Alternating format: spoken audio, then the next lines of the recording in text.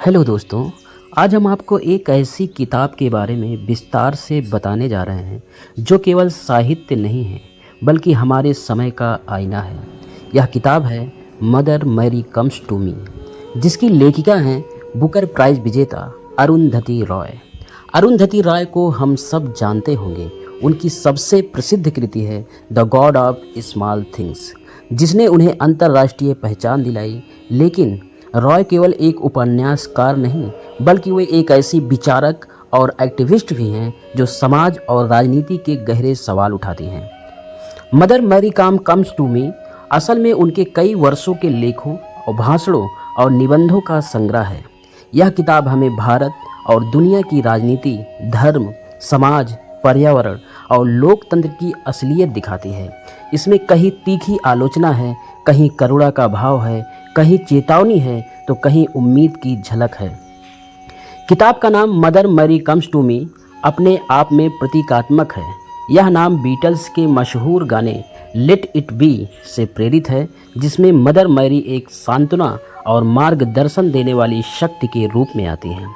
लेकिन अरुंधति रॉय के लिए मदर मैरी केवल ईसाई धर्म का प्रतीक नहीं है, उनके लिए यह करुणा का प्रतीक है।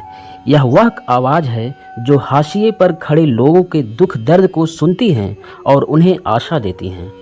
रॉय की नज़र में भारत आज जिस मोड़ पर खड़ा है, वहाँ धर्म और राजनीति का मेल खतरनाक रूप से बढ़ गया है। सत्ता के गलियारों में धर्म का इस्तेमाल वोट बटोरने और जनता को बांटने के लिए किया जा रहा है।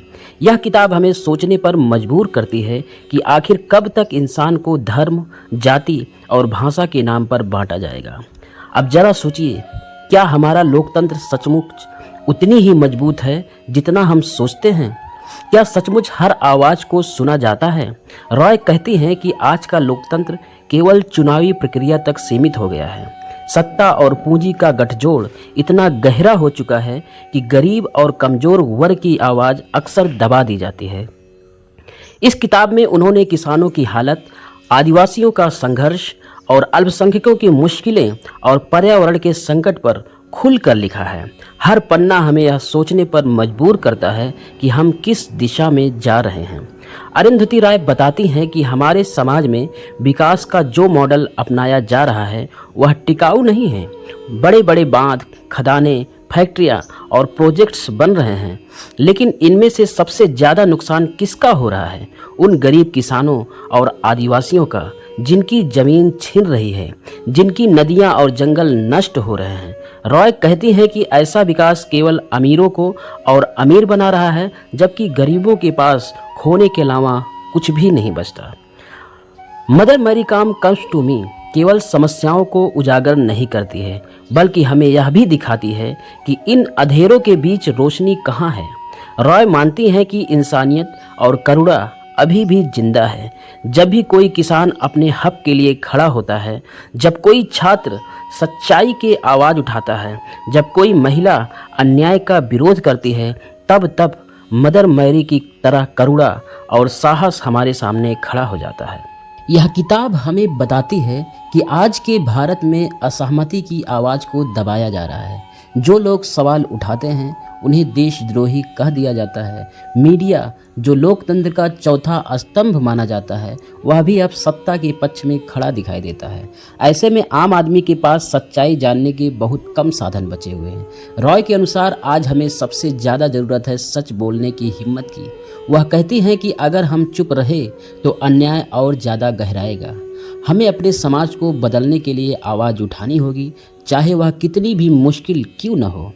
किताब में उन्होंने मदर मैरी को करुणा और संघर्ष का प्रतीक मानते हुए बार बार वह दिखाया है कि किस तरह गरीब और कमज़ोर लोग हर साल में जीने और लड़ने का साहस रखते हैं। उनके लिए मदर मैरी केवल धार्मिक प्रतीक नहीं है, बल्कि आम आदमी की जिजीविषा है।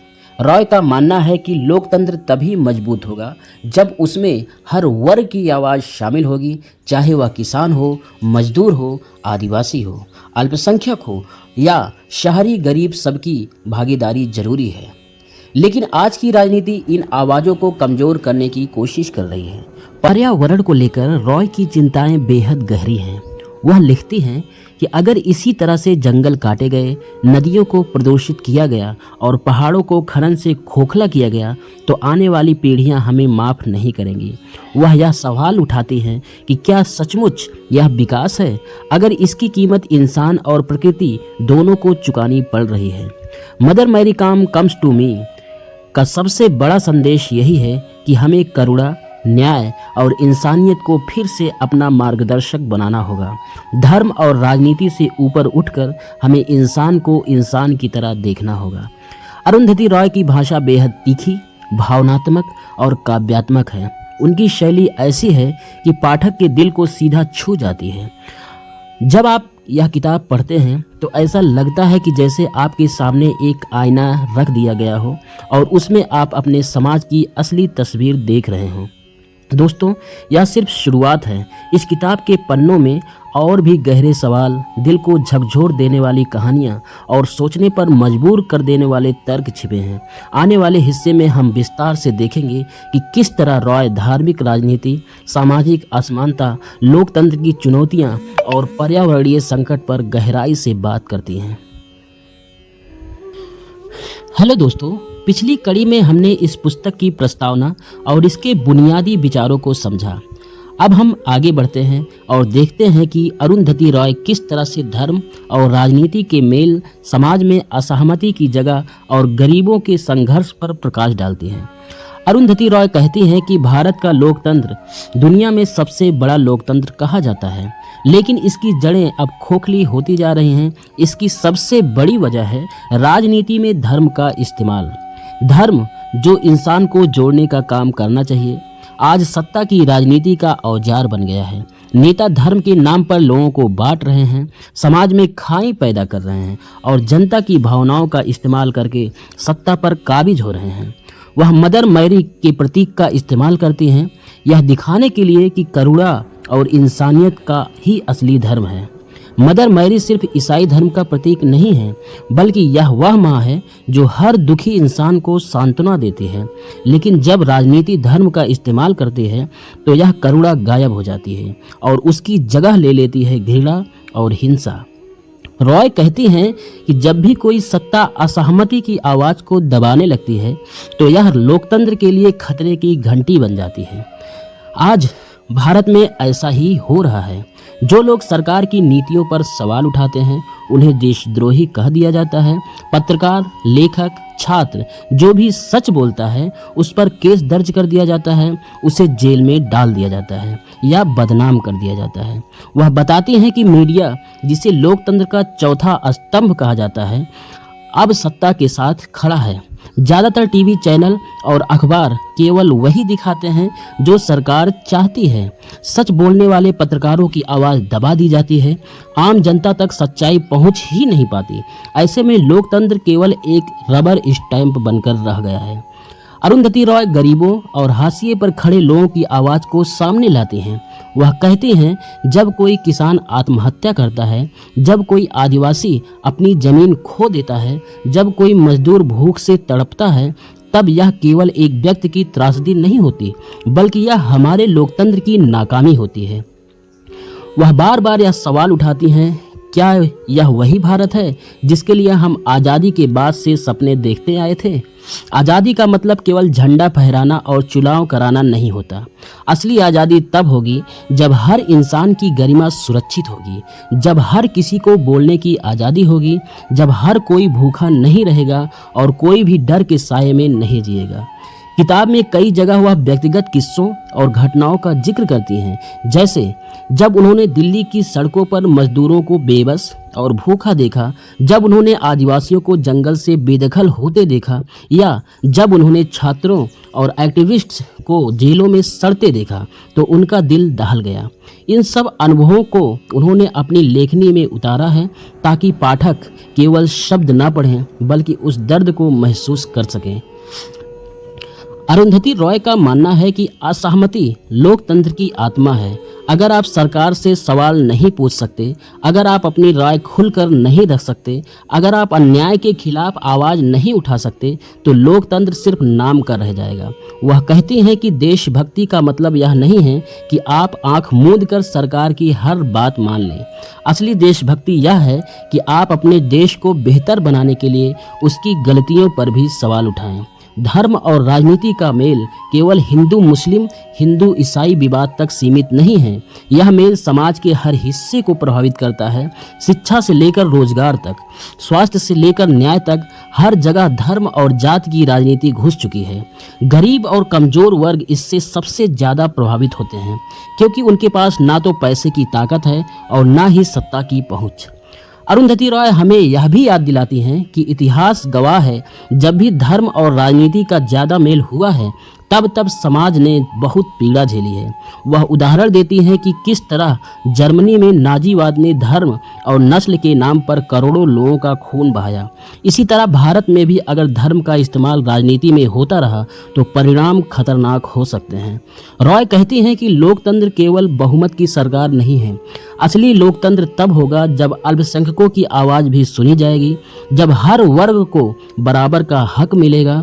लेकिन आज हालात यह हैं कि बहुमत की ताकत का इस्तेमाल अल्पसंख्यकों को दबाने में किया जा रहा है। किताब का एक हिस्सा विशेष रूप से छात्रों और युवाओं के संघर्ष पर केंद्रित है। रॉय लिखती हैं कि जब छात्र सच्चाई के लिए आवाज़ उठाते हैं तो उन पर देशद्रोह जैसे गंभीर आरोप लगा दिए जाते हैं, लेकिन वही छात्र भविष्य का भारत गढ़ने वाले हैं। अगर उनकी आवाज़ दबा दी जाएगी तो लोकतंत्र का भविष्य भी अंधकारमय हो जाएगा। यह वह भी कहते हैं कि असहमति की आवाज़ केवल राजनीति में ही नहीं बल्कि परिवार और समाज में भी महत्वपूर्ण है।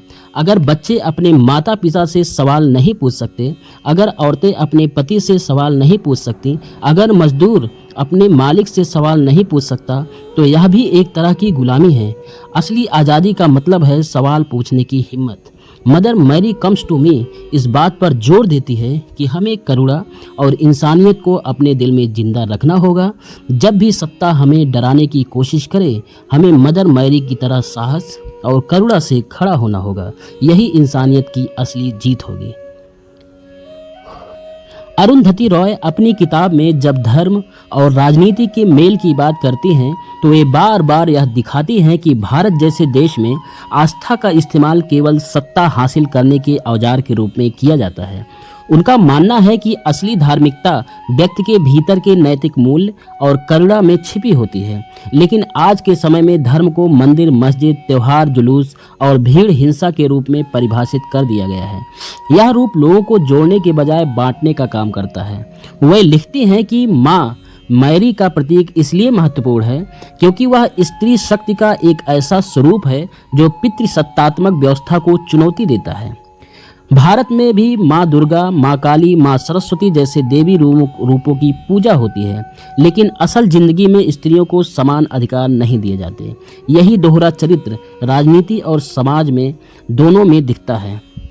लेखिका नोट करती है कि धार्मिक जुलूसों, मंदिर निर्माण और त्याग की बात करने वाले नेताओं के घरों में अपार संपत्ति जमा है, जबकि आम आदमी बेरोजगारी और गरीबी से जूझ रहा है। वह कहती हैं कि धर्म का असली उपयोग इंसान को करुणामय और दयालु बनाने का होना चाहिए था, लेकिन आज इसे दूसरे को दुश्मन बनाने के लिए इस्तेमाल किया जा रहा है। अरुंधति रॉय लिखती हैं कि भारत का लोकतंत्र आज एक ऐसे मोड़ पर खड़ा है जहां धर्म और राष्ट्रवाद की भाषा मिलकर एक नई किस्म की सांस्कृतिक राजनीति गढ़ रहे हैं। इसमें जो भी सवाल पूछता है उसे देशद्रोही, राष्ट्रद्रोही, धर्मद्रोही और समाज विरोधी करार दिया जाता है।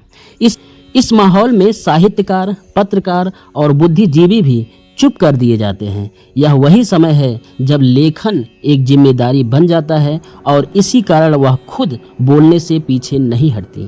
वे बताती हैं कि किस तरह से सत्ता द्वारा प्रचारित एकरूपता असल में विविधता के खिलाफ है। भारत हमेशा से अनेक भाषाओं, अनेक धर्मों, अनेक परंपराओं का वाला देश रहा है, लेकिन जब सत्ता कहती है कि केवल एक ही भाषा, एक ही धर्म, एक ही संस्कृति सर्वोपरि होगी तो यह विविधता मिट जाती है। अरुंधति अरुंधति रॉय मानती हैं कि विविधता की ही भारत की आत्मा है और उनकी रक्षा करना सबसे जरूरी है। धर्म के इस राजनीतिक माहौल से आम जनता के जीवन पर भी असर पड़ता है। जब किसान आत्महत्या करता है, मजदूर पलायन करता है, महिलाएं हिंसा की शिकार होती हैं, तो इन मुद्दों को भी दबा दिया जाता है। टीवी चैनलों पर मंदिर मस्जिद की बहस दिखाई जाती है ताकि असली समस्याओं से ध्यान भटका जाए। अरुंधति इसे धोखे का खेल कहती हैं। इस हिस्से में वे ये भी लिखती हैं कि आज़ादी के बाद का भारत एक ऐसा सपना था जहां हर किसी को बराबरी का अधिकार होगा, लेकिन असलियत में यह बराबरी केवल कागजों में ही रह गई। शिक्षा, रोजगार और स्वास्थ्य जैसी बुनियादी ज़रूरतें आज भी लाखों लोगों को उपलब्ध नहीं हैं। धर्म और राष्ट्रवाद के नारों में यह सच्चाई छिपा दी जाती है। किताब के इस हिस्से में लेखिका की भाषा भावुक भी थी और तीखी भी थी। वे कहती हैं कि यदि हम सच में धर्म को मानते हैं तो हमें भूखे को भोजन देना चाहिए, बीमार का इलाज करना चाहिए और गरीब को शिक्षा देनी चाहिए। लेकिन जब धर्म केवल भीड़ जुटाने और वोट पाने का माध्यम बन जाए तो वह इंसानियत का अपमान है। अरुंधति रॉय इस किताब में केवल धर्म और राजनीति की आलोचना तक सीमित नहीं रहती। वह पूंजीवाद और वैश्विक बाजार की उस ताकत को भी उजागर करती हैं जिसने आम इंसान के जीवन को जकड़ लिया है। वह लिखती हैं कि आज गांव से लेकर शहर तक हर जगह बाजार की ताकतें मौजूद हैं। किसी को क्या पहनना है, क्या खाना है, क्या सोचना है, यहाँ तक कि किससे प्यार करना है, सब पर बाजार का सीधा या परोक्ष असर पड़ता है। वह बताती हैं कि जब कोई बड़ी कंपनी किसी इलाके में खनन के लिए आती है तो सबसे पहले वहां की जमीन को सस्ते दामों पर हड़प लिया जाता है। उसके बाद आदिवासी या स्थानीय लोग विस्थापित हो जाते हैं। उनका जंगल, उनका पानी, उनकी मिट्टी उनसे छीन ली जाती है। बदले में उन्हें कुछ मामूली मुआवजा मिलता है जो उनके जीवन भर की विरासत से कहीं छोटा होता है। यह पूरी प्रक्रिया कानूनी और सरकारी अनुमोदन के साथ होती है। लेखिका का तर्क है कि यह सब विकास के नाम पर किया जाता है, लेकिन असल में विकास का मतलब कुछ मुट्ठी भर लोगों की संपत्ति बढ़ाना होता है। बड़ी इमारतें, चौड़ी सड़कें और चमकदार मॉल खड़े हो जाते हैं, लेकिन वही लोग जो अपनी जमीन खो चुके होते हैं उन्हीं मॉल के बाहर सुरक्षा गार्ड बनकर खड़े होते हैं। अरुंधति यह भी लिखती हैं कि मीडिया इस पूरी प्रक्रिया में बाजार का ही साथी बन जाता है। बड़े अखबार और चैनल विज्ञापन दाताओं पर निर्भर रहते हैं और विज्ञापन वही कंपनियां देती हैं जो इस शोषण में भी शामिल होती हैं। इसलिए आम आदमी की असली समस्याएं मीडिया से बाहर कर दी जाती हैं। मीडिया किसानों की आत्महत्या, मजदूरों की बदहाली या आदिवासियों की तकलीफ पर लंबी बहस नहीं करता। उसकी नज़र हमेशा चमकदार मुद्दों पर होती है। इस हिस्से में वे माँ की मैरी की प्रतीकात्मकता को भी फिर से सामने लाती हैं।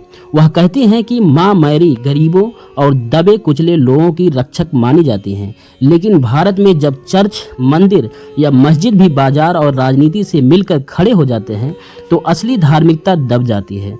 माँ मैरी की करुणा और करुणामयी दृष्टि उन भूले बिसरे लोगों के लिए प्रेरणा है जो बाजार और राजनीति दोनों के हाथों कुचले जाते हैं। वे यह भी कहती हैं कि आज के भारत में अमीर और गरीब के बीच की खाई इतनी बड़ी हो गई है कि एक ओर गगनचुंबी इमारतें हैं और दूसरी ओर झुग्गियां, एक ओर करोड़ों का क्रिकेट और ग्लैमर है तो दूसरी ओर भूखे बच्चे। यह असमानता केवल आर्थिक नहीं बल्कि सामाजिक और नैतिक भी है। अरुंधति रॉय मानती हैं कि जब तक साधारण लोग संगठित होकर अपनी आवाज़ नहीं उठाएंगे तब तक यह असमानता बनी रहेगी। वह जनता से सवाल पूछने और सत्ता से जवाब मांगने की अपील करती हैं। उनके मुताबिक असली लोकतंत्र केवल वोट डालने तक सीमित नहीं होता, बल्कि यह सवाल पूछने की ताकत में निहित है जो जनता के पास होनी चाहिए। वे एक जगह लिखती हैं कि भारत का भविष्य केवल उन्हीं लोगों से तय नहीं होगा जो संसद में बैठे हैं, बल्कि उनसे भी तय होगा जो सड़क पर संघर्ष कर रहे हैं। यह बात उन्हें आम जनता की लेखिका बनाती है। दोस्तों, अब हम उस हिस्से पर आते हैं जहां अरुंधति रॉय अपने सभी विचारों को समेटती हैं और पाठक को यह संदेश देती हैं कि चाहे समाज कितना भी अंधकारमय क्यों न हो, इंसानियत और करुणा का दीपक हमेशा जलता रह सकता है। रॉय लिखती हैं कि हर समाज में संघर्ष और अन्याय की स्थितियां होती हैं, लेकिन वही समाज महान बनता है जहां लोग इन परिस्थितियों का सामना साहस और करुणा के साथ करते हैं। उनके लिए माँ मैरी केवल धार्मिक प्रतीक नहीं है, बल्कि वह हर इंसान के भीतर की दया, प्रेम और न्याय की आवाज़ है। जब कोई गरीब किसान अपनी ज़मीन बेचने के लिए लड़ता है, जब कोई छात्र सच्चाई के लिए आवाज़ उठाता है, जब कोई महिला अन्याय का विरोध करती है, तब यही आवाज़ें मदर मैरी की तरह समाज में उजाला फैलाती हैं। किताब में कई स्थानों पर रॉय यह दिखाती हैं कि इंसानियत की जीत असंभव नहीं है। वह उदाहरण देती हैं कि कैसे छोटे छोटे समूह और समुदाय अपनी मेहनत और संगठन के जरिए बड़े बड़े बदलाव ला सकते हैं। चाहे यह शिक्षा का प्रोजेक्ट हो, महिला सशक्तिकरण का आंदोलन हो या पर्यावरण संरक्षण की मुहिम हो, हर प्रयास समाज में आशा की किरण जगाता है। अरुंधति राय लिखती हैं कि इंसानियत और करुणा की शक्ति को कभी कम मत आकिए। राजनीति, पूंजीवाद और धर्म के दुष्प्रयोग के बावजूद आम आदमी में बदलाव लाने की क्षमता होती है। यह बदलाव हिंसा या सत्ता के दबाव में नहीं आता, बल्कि समझ, संवाद और न्याय की पहल से आता है। वे यह भी कहती हैं कि शिक्षा और जागरूकता ही समाज में अस्थायी बदलाव ला सकती है।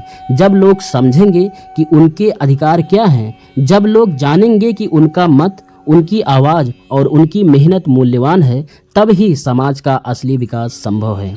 किताब का एक प्रमुख संदेश यह है कि हमें अपने भीतर की करुणा और नैतिकता को जीवित रखना होगा। हमें यह मानना होगा कि कोई भी इंसान, चाहे वह गरीब हो, असहाय हो या हाशिए पर हो, उनके जीवन का महत्व बराबर है।